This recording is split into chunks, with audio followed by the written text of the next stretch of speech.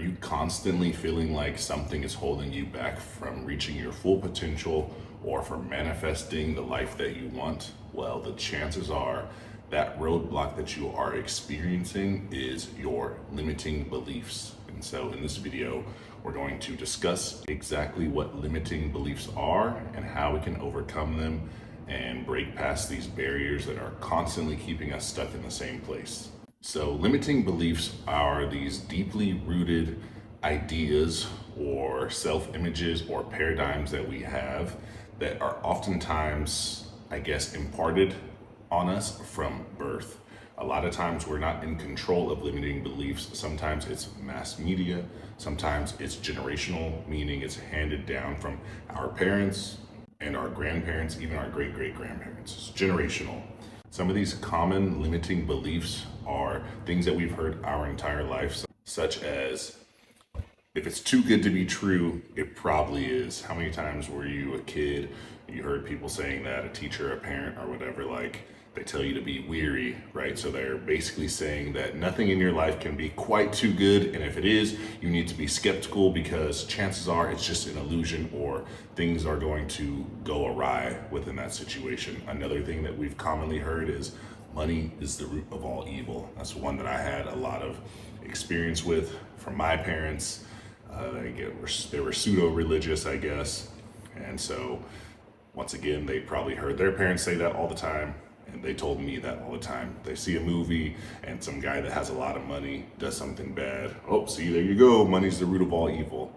Also, sometimes limiting beliefs are just things that we were commonly told, like things that were spoken to us, such as you're lazy, you're dumb.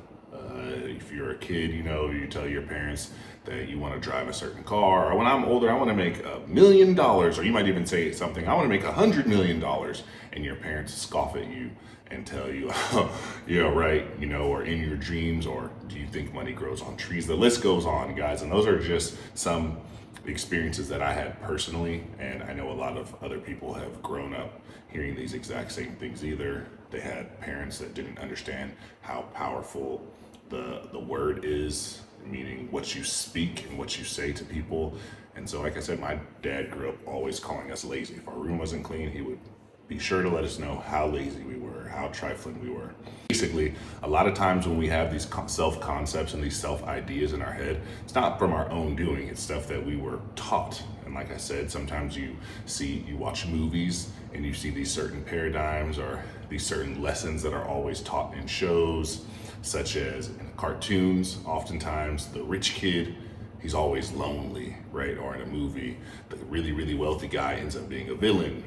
Or the kid, he has, like I said, rich parents, and his parents are never there for them. He's neglected, and deep down, they're sad.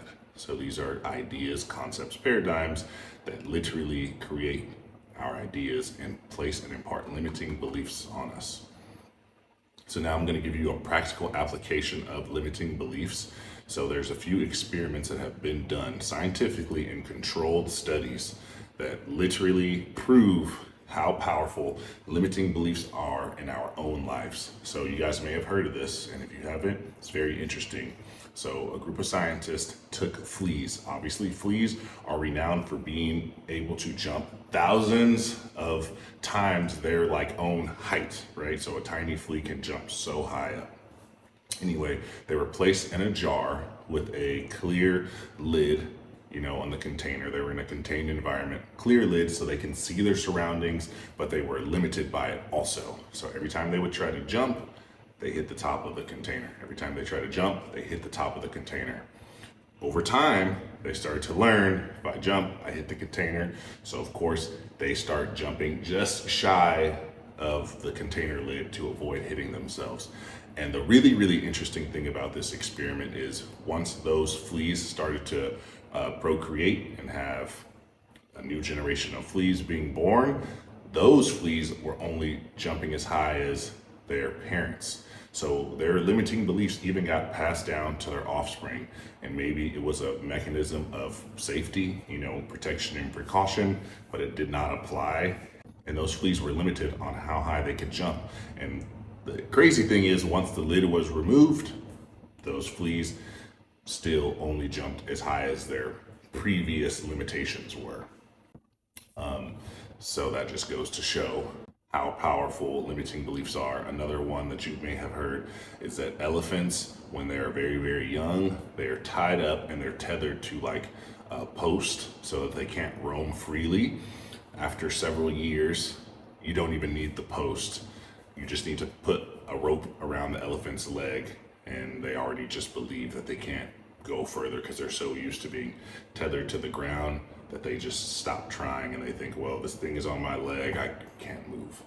So those are just some examples that have been studied on how limiting beliefs affect us living creatures. Now let's talk about ideas and limits. So also environment plays a huge factor in this. So for example, if you grew up in a household or a neighborhood where, let's just say, making $60,000 a year was considered a lot of money, or that was considered a good job, then it's already going to be wired into your brain and your subconscious beliefs that $60,000 is a good job. And if that's what your parents made and all their friends made and their grandparents before them praised them about how much money that was and how significant of a career that was and how that's a healthy sum of money, then that's what you would believe to be true also. So now let's talk about how to break free of these limiting beliefs. And one really, really strong and powerful tool to do this, besides, of course, affirmations and repetition, is where you put your focus. So what you need to do if you are trying to break past the limiting belief is you need to understand a few things, and you need to start to shift your attention. So one thing we must understand is this universal law that what is true for one is true for all, meaning you must really deeply comprehend the idea that if this person can do it, so can you, and understand that we are all equally capable in human potential. So if someone in your neighborhood or someone in your town or someone in your city or someone in your state can make $1 million, so can you. They are no different than you. Maybe they've done things differently in the past. Maybe they've reframed their thinking, or they think in a certain way, but if they are capable of doing it, so are you. If anyone can achieve a goal or accomplish something, you are also capable of it as a human being. So that's the first thing you must understand. Now, once you understand this concept, there's a few things you can do to start breaking past these barriers and limitations. And like I said before, it's where you place your attention. So you want to start to only pay attention to stories of people, or pay attention to people that have accomplished what you want to accomplish. Chances are you're not the only person who's trying to manifest whatever it is you're trying to, or chances are that several people, hundreds, thousands, if not millions of people in the past have done what you're trying to accomplish. So for example, I know many of you watching this are trying to manifest more money.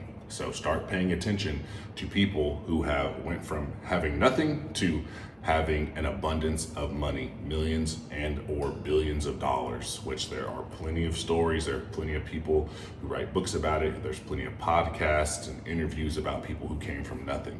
Some of the most successful and wealthy people on the planet came and built their fortune from literally the ground up. So that really, really helps you to start to realize and understand, and it motivates you and it inspires you as well, and it puts you on the frequency of coming from 0 to 60 in terms of your finances. So one of my mentors, he was in prison for like 10 years, got out of jail, had nothing to his name, literally not even a credit score, no cell phone, no money. I think maybe he got out of prison with like $150, and then within 6 years he's making literally over $2 to $4 million every single month.